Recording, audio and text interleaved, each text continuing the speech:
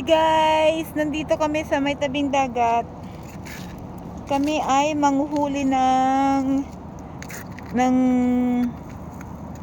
haikwatsu. Yung hama.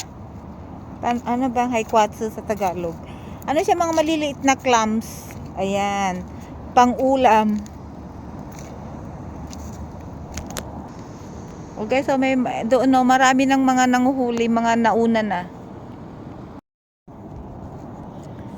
Maghahanap tayo ng pwesto na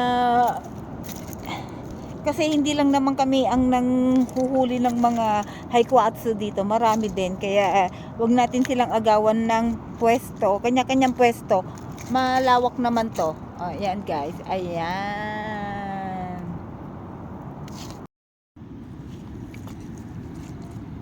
ayan guys, after ilang minuto, ayan, may nakuha na rin ako. Ayan, clams,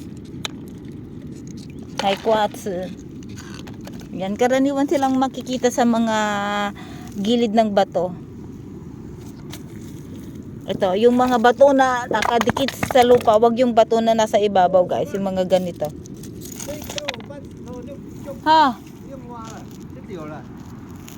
So, ando naman sa kabila yung asawa ko. Ang sakit sa bewang. Ayan, oo. Ayan, oh, medyo malaki yung na binigay niya sa akin.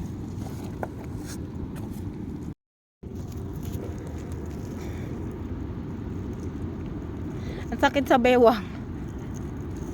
Ayan, naka-gear up tayo guys. Kailangan natin ng ganito, pangbungkal. Yan, pang dig. Kailangan din natin ng sotaw, gloves, para hindi masakit sa kamay.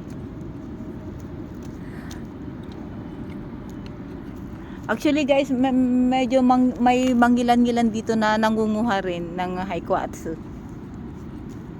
Sana guys, marami kaming makuha, no, para may pang-ulam na kami mamayang gabi.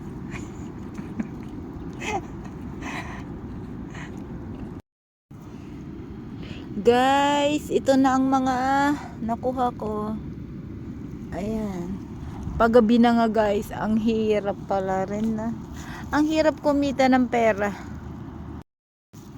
Ganito guys, oh, mga ganyan, mga bato na malalaki. Minsan mga nasa gilid sila. Karamihan mga nasa gilid. Ayan, bungkalin lang. Ayan. Minsan hindi ko na nahahalo na siya sa bato. Akala ko bato. Ayan, yung mga tinatabi kong ganyan, tinatabi ko siyang ganyan. Ayan. Dito kasi nabungkal ko, nalilipat ako ng ibang pwesto guys.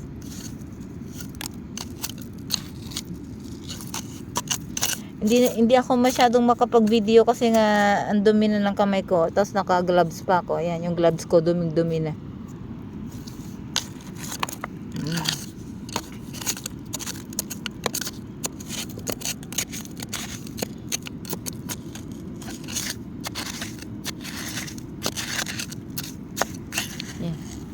Mukhang wala na dito. Lilipat ako ng pwesto. Yung asawa ko nandun.